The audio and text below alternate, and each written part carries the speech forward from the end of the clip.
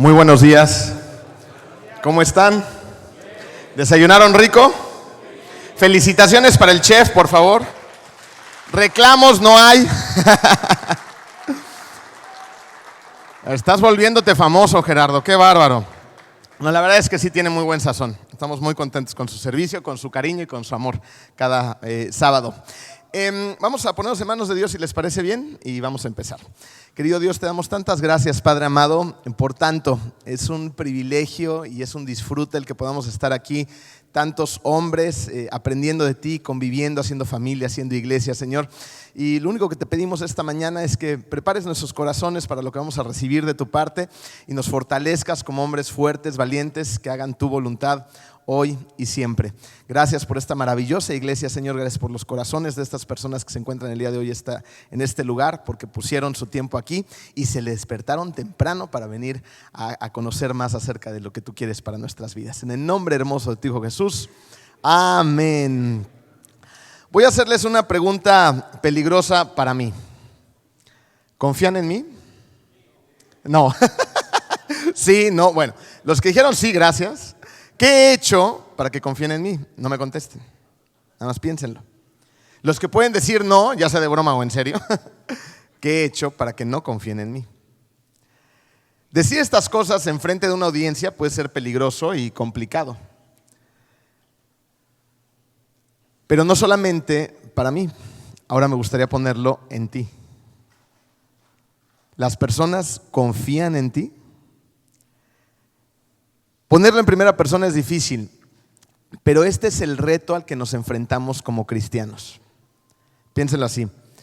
Como un hombre que representa a Jesucristo en la tierra, que eso hacemos nosotros, las personas que te conocen realmente pueden confiar en ti. Y hablo en todos los sentidos. Hablo en una persona en la que su esposa pueda confiar en ti, en que tus hijos puedan poner tu confianza en ti, en que las personas con las que haces la vida, ya sea que tengas un negocio, tengas un hotel, vayas a trabajar al hotel, ¿no? No importa el lugar y la posición laboral en la que te encuentres, las personas que te rodean en tus labores día a día pueden confiar en ti. Eres puntual, eres íntegro, eres honorable, tu sí es sí, tu no es no. Como cristiano, las personas confían en ti.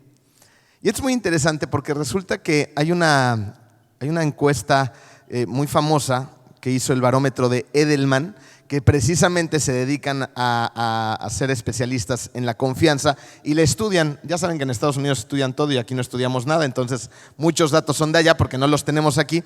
Pero ellos hicieron una encuesta bastante grande en Estados Unidos y resulta que muchísimo más de la mitad de la población en Estados Unidos dice que no va a confiar en alguien o en algo hasta que vean evidencias. O sea, simplemente porque pues confío porque sí. No, la gente necesita ver evidencias. Y esto nos lleva a una pregunta otra vez. ¿Las personas a mi alrededor ven evidencias de que soy una persona confiable en Cristo? Qué interesante, ¿no? Porque se deberían de ver evidencias en cada uno de nosotros. Si somos realmente seguidores de Cristo, debe de haber una evidencia. Ahora, fíjense, viéndolo desde otra perspectiva. Como hombres que tenemos a Jesucristo en nuestro corazón, somos llamados a ser mayordomos, administradores. Tenemos cosas que han sido encargadas para nosotros. Tu familia es una de ellas, por ejemplo. Tu esposa es una de ellas. Tus hijos, por más que los amemos, pues no son nuestros. Van a volar, son hijos de Dios y estamos encargados nosotros de su educación, de sus valores, de que conozcan a Cristo, de darles todos los principios y valores donde ellos van a construir su vida. El carro que te da Dios, la casa que te ha dado, los recursos que te ha dado, el trabajo que te ha dado, todo eso lo tenemos en administración. Somos mayordomos de todas estas cosas. Y por lo tanto eres llamado a cumplir la voluntad de Dios y a cumplir sus propósitos, también a través de la mayordomía. Cuando nosotros hacemos esto de la manera correcta, entonces traemos gloria a Dios y por lo tanto podemos gozar de un montón de bendiciones maravillosas en nuestra vida. Y estas bendiciones acerca de la mayordomía, que solamente se puede dar de una buena manera cuando somos confiables, es traspasada a nuestros núcleos sociales. ¿Ok? Si yo soy una persona confiable, si yo soy un buen mayordomo a través de esa confianza, entonces, ¿quién confía en mí? Pues mi familia, ¿no? Mi casa. Y también pueden confiar en mí mis vecinos, ¿no? Hay gente que a lo mejor tú tienes ubicada en tu cuadra que dices, yo le puedo encargar a esta persona a mis hijos. Y hay otros que dices, pero de ninguna manera. ¿No es así? O a lo mejor tienes un problema en tu casa y entonces van a tocar tu puerta porque saben que eres una persona confiable que les va a ayudar.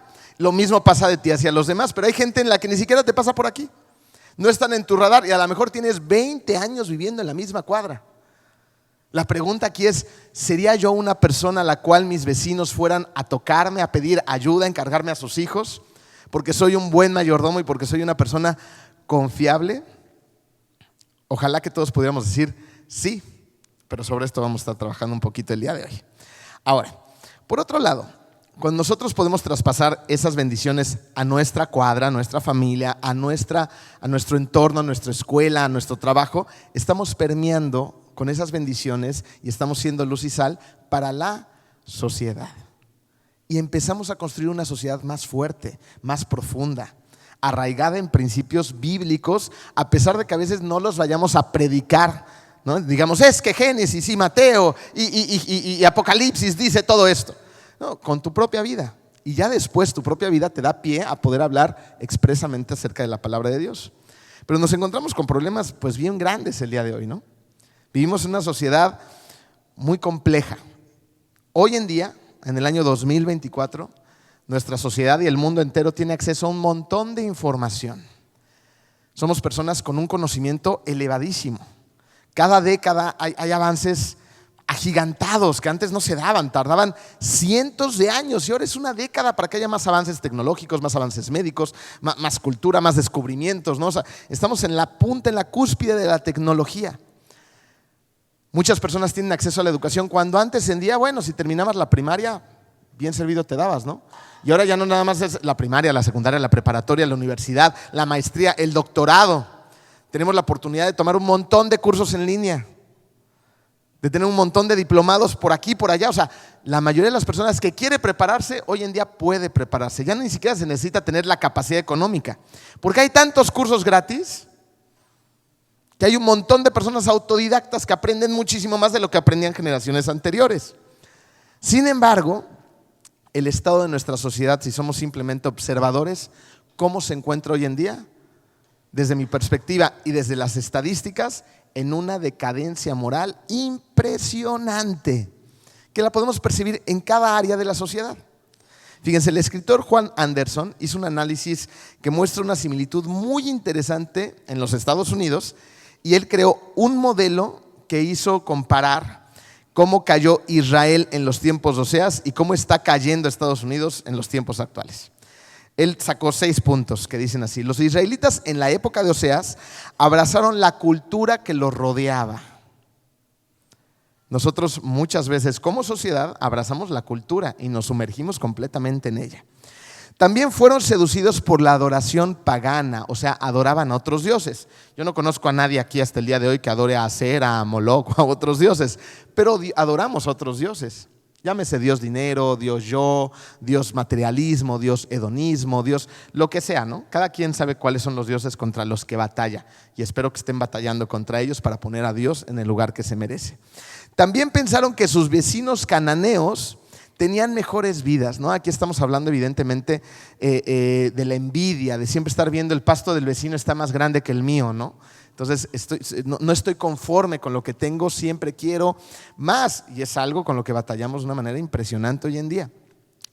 También estas personas en aquella época perdieron el sentido de la presencia y del propósito de Dios. Esto es evidente, ¿no? Hoy en día la gente no habla de Dios. Dios ha salido de la escuela porque así lo han marcado incluso las leyes. Tenemos que ser escuelas donde no se hable absolutamente nada de Dios y hay estudios que prontamente les vamos a platicar de los efectos que eso ha tenido hoy en los estudiantes, de cómo han bajado sus calificaciones, de cómo ya no rinden de la misma manera.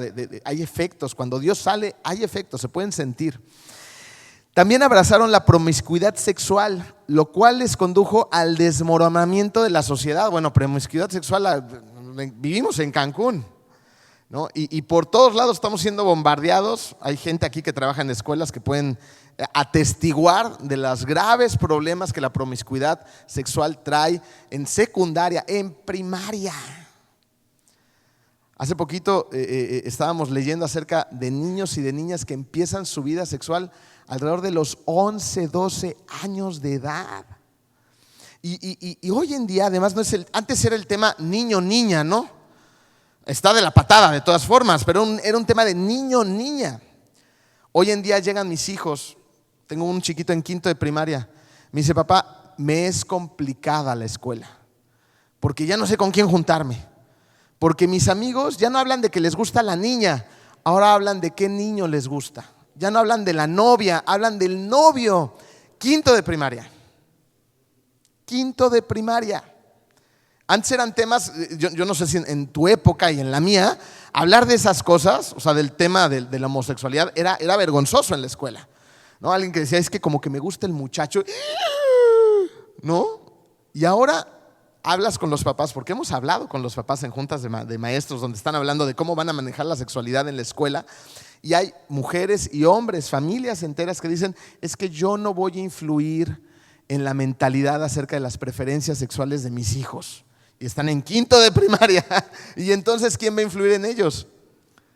El comercial, la sociedad, tus otros amiguitos están más perdidos que ellos mismos. O sea, ¿quién? Si el papá da un paso hacia atrás y dice: no, que ellos decidan. Necesitamos darles dirección. ¿En base a qué? A la palabra de Dios. Punto número 6. La degradación moral condujo a este pueblo en la época de Oseas al asesinato. Empezaron a ver a las personas como personas sin valor, y por lo tanto matar se convirtió en algo sencillo. ¿Han visto las estadísticas de los fines de semana en México? El fin de semana. Y cada fin de semana dicen: ha sido el fin de semana más sangriento desde hace tantos meses. Y el próximo fin de semana dicen lo mismo, ¿no? Y ves cientos y cientos de asesinatos aquí en Cancún, en Quintana Roo, en Tabasco, en la Ciudad de México, en Toluca, en Querétaro, en pueblos, en todos lados, ¿no? En México hay más asesinatos cada fin de semana que muertos ahorita en las guerras que hay en Medio Oriente. Esa es la realidad de nuestro país. A eso nos estamos enfrentando. Fíjense, en resumen, esta sociedad de aquel entonces sacó los valores de Dios de su vida, de su cultura, y esto los llevó al colapso definitivamente como individuos, pero también, después de colapsar como individuos, como nación. La nación cayó. Y es lo mismo que está pasando hoy en día, tanto para los individuos como para la sociedad. Vemos una sociedad desmoronándose en todas las partes del mundo, ¿eh? No es un tema nada más de México, es de Estados Unidos, es de Europa, es de muchos países. Por eso es tan importante que haya un grupo de gente que tenga los pies bien puestos y bien plantados en el suelo, y que sepamos qué es lo que nos alimenta, cuáles son nuestras raíces más profundas, y arraiguemos los principios morales del Dios del universo. ¿Dónde los encontramos? En su palabra. Su palabra sostiene los principios morales sobre los cuales descansa una sociedad próspera y una sociedad fuerte. Y lo podemos ver en la historia. Cuando Israel descansaba en los preceptos de Dios, entonces prosperaba en frente de todas las demás naciones. Pero cuando Israel empezaba a adoptar la cultura y las filosofías de sus vecinos, ¿qué le pasaba a Israel? Empezaba la decadencia, y se metían en guerras, en conflictos y en muchas muertes y asesinatos, en un desmoronamiento social. Evidentemente esto pasa cuando sacamos a Dios de la ecuación. ¿Qué es lo que conlleva esto? Que entonces la gente y las sociedades empieza a rechazar los absolutos de Dios. Hemos hablado de eso en algunas ocasiones, incluso dentro de los mensajes. El absoluto de Dios es: esto está bien y esto está mal. Esto es blanco y esto es negro. No hay grises, no hay partes intermedias, hay absolutos. Y hoy en día podemos darnos cuenta que vivimos en una época de puro relativismo, ¿no? Donde la gente dice: bueno, pero es que hay diferentes dioses, ¿no? Y hay diferentes caminos a Dios. Sea el Dios que tú decidas creer o tener en tu mente, mientras tú no le hagas daño a nadie, no pasa nada, ¿no? Eso es un relativismo. Por ejemplo, el tema de la identidad sexual también es un relativismo, ¿no? O sea, ¿y ahora qué soy? Pues ¿quién sabe qué soy? Pues voy a ver qué soy conforme lo que me dice el día que soy, ¿no? Entonces, ¿hay un absoluto o es algo relativo? No, hay uno absoluto. Incluso físicamente estamos creados de manera absoluta.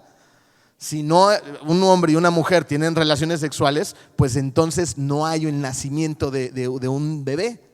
¿Y qué pasaría con el paso del tiempo? Si todo el mundo empieza a hacer esto, pues nos extinguiríamos como especie, ¿no? O sea, es curioso, ¿no? Que nosotros como seres humanos pensantes, inteligentes, con tanto raciocinio, no podamos ver las cosas con un absoluto que viene de parte de Dios que le beneficia a la sociedad. ¿Ok? Ahora, a medida que la sociedad se aleja de Dios, ¿qué es lo que permite la sociedad? Que la filosofía del mundo se establezca en los valores de nuestra sociedad como sustitutos de los dados por Dios. Efraín me parece que habló de… ¿Dónde está Efraín? Ahí está Efraín, que hablaste de los sustitutos no hace mucho tiempo, ¿no? Entonces estos sustitutos son los sustitutos que empiezan a sustituir los valores más profundos de Dios. Vamos a recordar lo que nos dice Mateo 16, 26. ¿Y qué beneficio obtienes si ganas el mundo entero, pero pierdes tu propia alma? ¿Hay algo más que valga que tu alma? Pues absolutamente nada. Sin embargo, hemos como sociedad abrazado al mundo y estamos perdiendo nuestra alma. Fíjense lo que nos dice la estadística. El mexicano promedio gasta casi el 40% de sus ingresos en comidas, bebidas y cigarro. El 40% de todos sus ingresos. Somos bien tragones, ¿va? Mexicanos somos tragones, nos gusta comer, nos gusta beber, y mucha gente, a pesar de todas las cajetillas con niños ahí colapsando de cáncer, siguen fumando. El 20% del mexicano gasta su dinero, el mexicano gasta el 20% de su ingreso en transporte y en internet. El 20%, allá va un 60%. El 10% lo gasta en diversión y en educación, y el resto en limpieza, salud y ropa. Otras cosas, ¿no? Que ya ocupan porcentajes muy pequeños. ¿Saben qué me llama la atención de estas encuestas? Que ni siquiera hay datos para poder evaluar los diezmos, las donaciones y los actos de caridad. O sea, ninguna encuesta lo menciona. No hay datos suficientes. Entonces, ¿todo a dónde se va? Pues a la comida, a la bebida, al cigarro, a la diversión, a la red social, al internet, a la diversión y a la educación.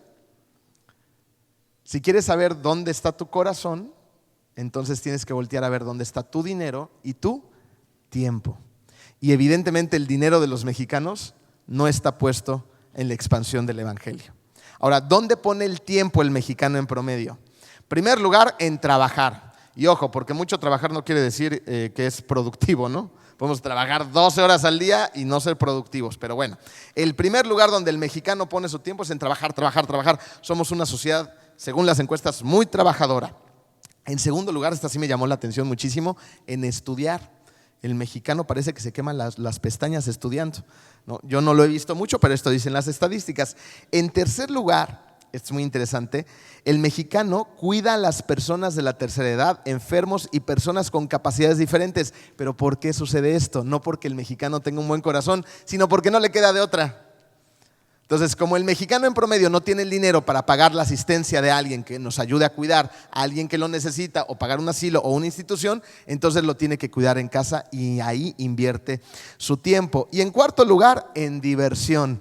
Nuevamente, no hay datos que relacionen a la iglesia, al crecimiento espiritual, a las misiones, ¿no? Al trabajo, a la beneficencia. No hay datos, ni siquiera se puede medir. Estos son los resultados colectivos de nuestra sociedad hoy en día. Nos podemos dar cuenta que somos una sociedad bien egoísta, ¿lo ven?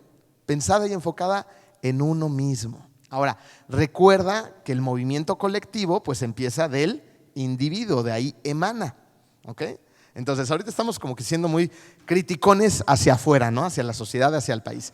Pero me gustaría que imaginaran lo siguiente. Imagínense que el día de hoy prendiéramos nuestras pantallas y que todos nosotros fuéramos brutalmente honestos y dijéramos, a ver, vamos a analizar cómo gasta Emilio su dinero. Muchos de ustedes supongo que utilizan estas aplicaciones donde pueden ver los movimientos de sus gastos mensualmente, ¿no? Incluso hasta el banco te hace gráficas, te dice, te gastaste tanto aquí, acá, tus gastos más fuertes son aquí, acá. Ajá, y te hace un cierre de mes. Entonces imagínense que pudiéramos poner esa imagen en las pantallas. ¿Qué dirían mis gastos acerca de mí? ¿Qué dirían? No, pues Emilio se gasta pues mucha de su lana en deporte, en sus hijos, en comida, en el cine. Mira, tiene un chorro de aplicaciones, ¿no? ¿Ya viste todas las inteligencias artificiales que tiene ahí para que hagan sus sermones? ¿No? Y todo esto, todo lo que invierte, ¿no? O sea, eso podría ser mi vida. ¿Y qué se vería acerca de la tuya ahí?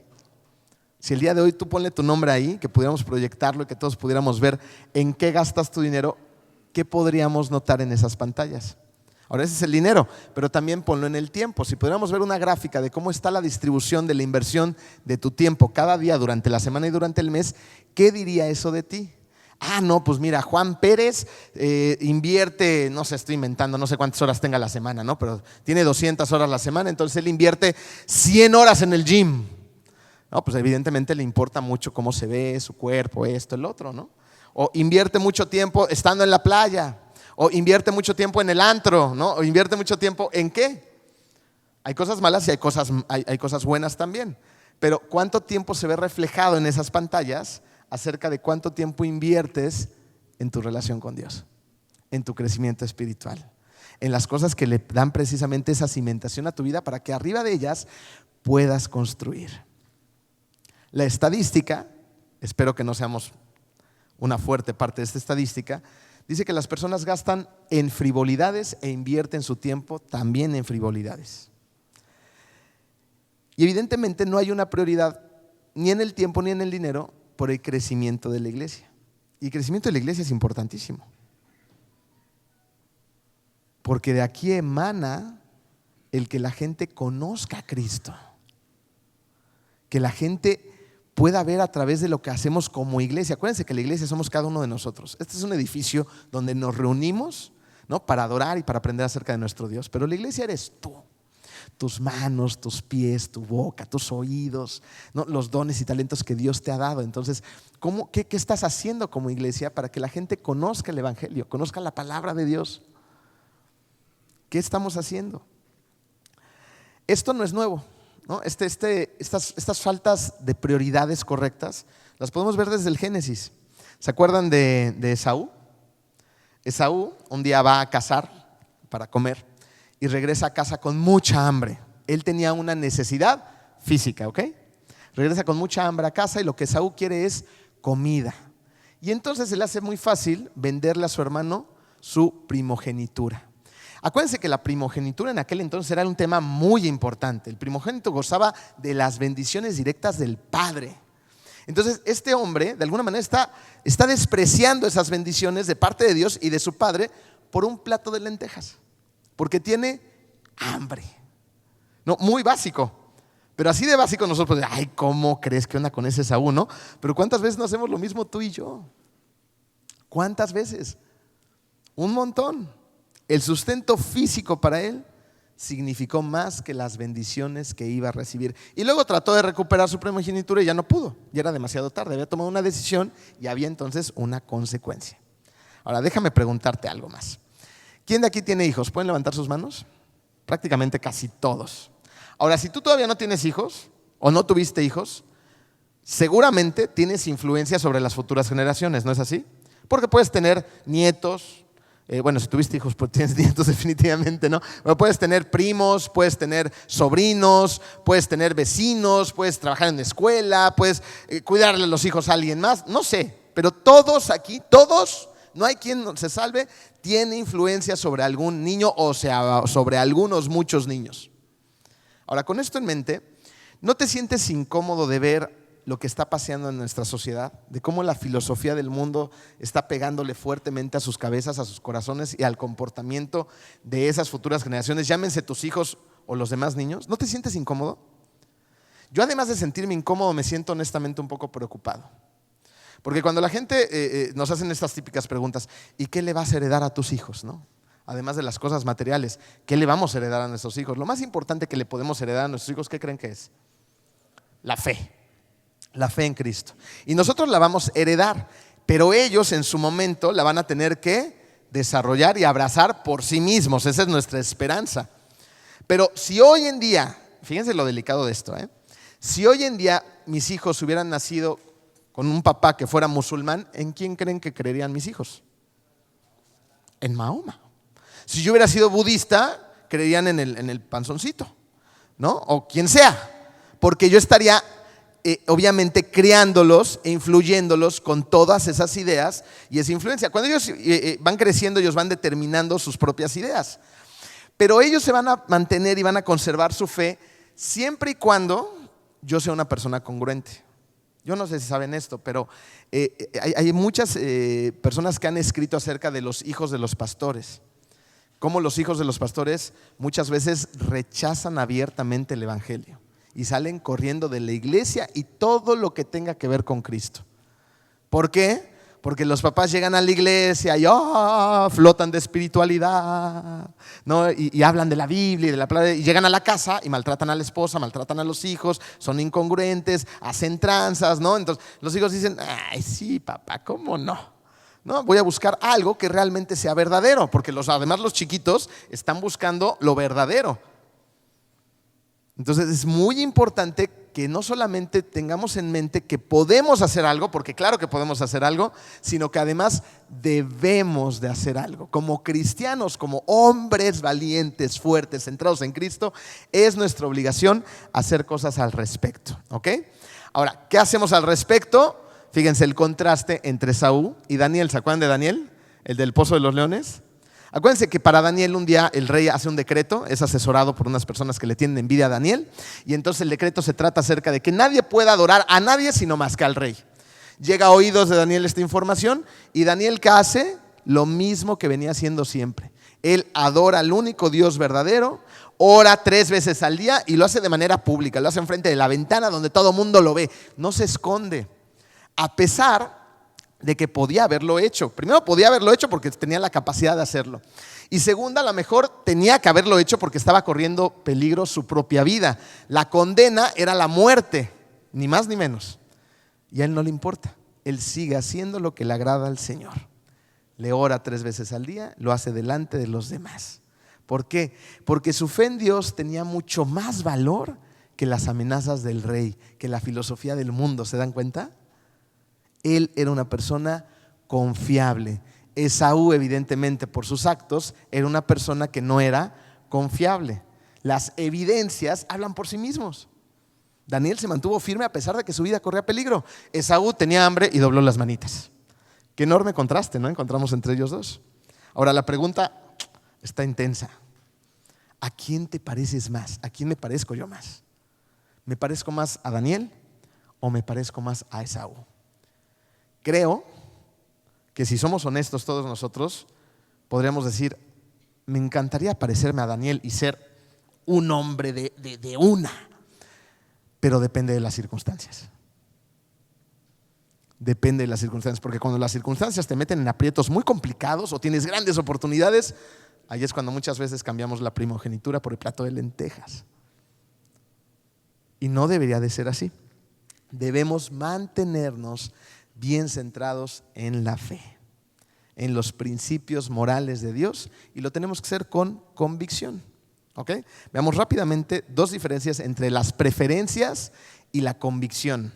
Fíjense, las preferencias hacen que las personas vivan de tal manera que se les pueda persuadir para que cambien su preferencia. Es cuando tú dices, bueno, es que yo hoy prefiero comer una ensalada. Pero llega tu amigo y llega con una hamburguesota así, doble pedazo de carne, quesito derretido a los lados, huele delicioso, la grasita, las papitas allá al lado y tú con tu ensalada insípida, ¿no? Entonces empiezas, mira qué sabrosa está mi hamburguesa, y tu preferencia entonces cambia, ¿no? Porque simplemente se te antojó más lo del vecino y no estás contento con tu ensalada, ¿no? Pero las convicciones no son negociables. Pues decir, no, a lo mejor tú ya decidiste ser vegetariano, no, porque la carne, esto, el otro, el animal me va a hacer, es una convicción bien firme en mí, no voy a comerme esa hamburguesa ni hoy ni nunca. Y hay personas que son así, tienen una convicción tan arraigada que no cambia, no importa la oportunidad o lo que se presente, no cambia. Por otro lado, las personas que viven por preferencia se debilitan bajo presión. Contra las convicciones. Las convicciones crecen y se fortalecen bajo presión. Estaba viendo una serie hace unos días Y se trata un poquito acerca de la discriminación y el racismo en Estados Unidos, y resulta que a un hombre de color llega un oficial blanco, un policía, ¿no? y lo somete, pero le pega. Lo empieza a golpear sin necesidad. El otro no está haciendo nada para que lo golpee. Y entonces en una de esas se voltea y le da uno, ¿no? El hombre de color al policía, y lo deja inconsciente en el piso. Y entonces lo arrestan y lo meten a un juicio, ¿no? Y está ahí el juez, que evidentemente el juez es un hombre que odia a las personas de color. Y llega un momento en que le dice, a ver, no es algo grave, sin embargo lo que hiciste fue una ofensa contra un oficial de policía y tu castigo es tener 60 días en la prisión. Y entonces está el abogado, ¿no? del hombre de color, y empiezan a discutir, y el hombre de color le dice no, y el abogado le dice acepta, porque si no te van a mandar a un juicio y puedes estar en la prisión de 12 a 18 meses. Y el hombre de color dice no, porque no está bien. Y entonces le dicen al juez, ¿no? Le dicen, no juez, no aceptamos. Y el juez de manera burlona le dice, a ver, haz cuentas. Esos 60 días para que salgas libre de la condena son los 60 días que vas a esperar solamente para que se te dé la fecha de inicio del juicio. Y en la condena puedes pasar de 12 a 18 meses de prisión. No te conviene, de todas formas vas a estar 60 días en la prisión. Tómalo. Y el hombre de color dice, no. ¿Por qué hace esto? Si tú haces cuentas, podría haber fácilmente cambiado tu preferencia. ¿Por qué? Porque te conviene. En 60 días voy a salir, pero ese hombre decide hacer lo que es correcto porque no es justo lo que le están haciendo. Esa es una convicción que se ve presionada bajo una situación, y tú puedes o irte a la preferencia o que la convicción crezca. ¿A quién te pareces más? ¿A nuestro amigo Daniel o a Esaú? Tenemos que ser Danieles. Fíjense, por último, cuando los fariseos en los días de Jesús le confrontaban constantemente a Jesús, le exigían de manera constante que dejara de predicar, de hacer milagros, de hablar acerca del cambio y la transformación en su corazón que venía mediante la creencia de las personas en él, ¿no? Y él no dejó de hacerlo nunca. Nunca dejó de hacer su trabajo. ¿Por qué? No era nada más porque Jesús lo prefería, y vaya que él lo prefería. ¿Por qué? Porque estaba buscando siempre hacer la voluntad de su Padre. Pero aunado a eso y más allá de ello, Jesucristo tenía convicciones completamente centradas en su Padre. Y no iba a haber nada, ni nadie, ni ninguna oportunidad, ni en el jardín de Getsemaní. Padre, si es de ti pasar esta copa, hazla pasar, pero si no, yo voy a cumplir tu voluntad. Y voy a cargar con los pecados de la humanidad, y voy a ser crucificado, y voy a sufrir, y me van a azotar, y tú me vas a dejar de ver un momento, y aún así voy a hacer tu voluntad. ¿Cómo logras algo así? Con fuertes convicciones. ¿Por qué lograba hacer eso Jesucristo? Evidentemente porque era Jesucristo. Era Dios en la tierra, en esa Santa Trinidad.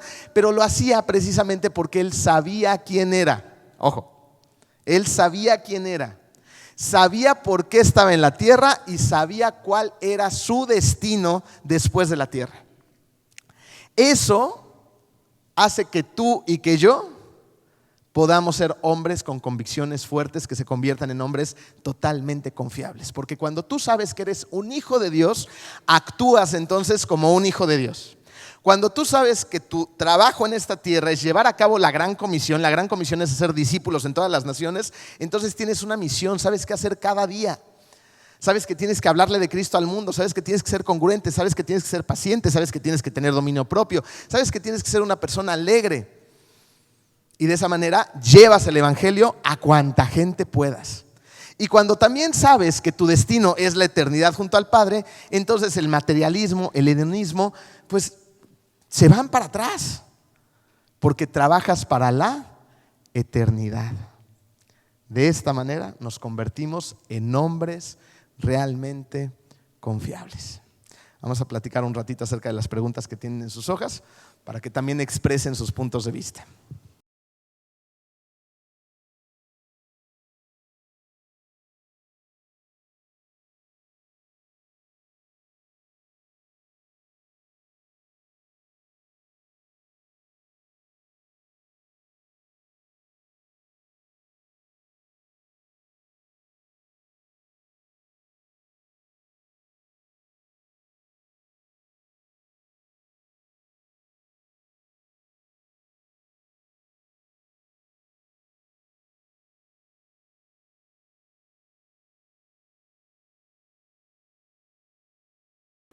Pues muy bien. Ha llegado el tiempo en el que terminamos. Y por último, lo único que les quisiera comentar y en lo que me gustaría hacer una última reflexión es en lo siguiente. ¿Cómo se construye la confianza? ¿Cómo construyes confianza con alguien? ¿Cómo construiste confianza con tu esposa si estás casado cuando la conociste? Conociéndola, ¿no es así? Ahí es donde se empieza a desarrollar la confianza. Tienes que conocer a la persona para saber si es una persona confiable y las consecuencias, las pruebas, mejor dicho, de si es una persona confiable o no, se van a dar a través del tiempo. El tiempo va a ser quien va a revelar si una persona es confiable o no. Creo que es muy importante que para que nosotros verdaderamente nos convirtamos en hombres confiables ante la gente, primero tengamos la relación más importante, que es nuestra relación con Dios. Mañana vamos a empezar a hablar acerca de las disciplinas espirituales, donde vamos a trabajar mucho más profundo en esto. Pero yo no he encontrado hasta el día de hoy una manera más clara de saber lo que Dios quiere para mí, de tratar de entender lo que a Dios le agrada y le desagrada, que no sea a través de su palabra. Cuando nosotros como hombres pasamos tiempo delante de la palabra de Dios y por supuesto oramos discerniendo la palabra, ¿no? Meditando en ella y todas las demás disciplinas, pero primero la palabra de Dios, ahí es donde conocemos su voluntad y donde la palabra nos da dirección cada día para convertirnos en los hombres que somos llamados a ser. Tenemos un gran trabajo y tenemos mucha responsabilidad en nuestros hombros, pero recordemos que no vamos solos. Dios va delante de nosotros, Dios ha ganado la batalla y Dios habita en nosotros. Por lo tanto, cuando nosotros tenemos una relación constante, profunda y plena en Él, podemos ser los hombres confiables que somos llamados a ser. Vamos a orar. Querido Dios, te damos tantas gracias, Padre, esta mañana porque tu palabra nos sigue enseñando y lo va a hacer siempre, Señor. Te pido esta mañana, Padre, que todos nosotros como hombres responsables, mayordomos y cuidadores de todas las cosas que tú has puesto a nuestro cuidado, tomemos esa responsabilidad y la abracemos con honor, con agradecimiento y con amor a ti, convirtiéndonos, Padre, en hombres confiables ante ti y por lo consiguiente ante los demás. Que seamos personas que marquemos una diferencia a través de tu poder, de tu amor, de tu gracia y misericordia para todas las personas que nos rodean. Que los demás puedan confiar en nosotros, puedan venir a pedir un consejo en nosotros y nosotros los dirijamos siempre a ti. Permite que esa confianza sea desarrollada hoy en nuestro círculo más cercano, Señor, en nuestro hogar, que podamos ser cónyuges confiables, padres confiables, Señor, hijos confiables, nietos confiables, sobrinos confiables, que nuestra familia pueda notar en nosotros que somos hombres de una sola pieza, donde nuestro sí es sí, donde nuestro no es no y siempre va pegado a tu palabra, a hacer tu voluntad. En el nombre de tu Hijo Jesucristo, amén. Que tengan excelente día, chicos.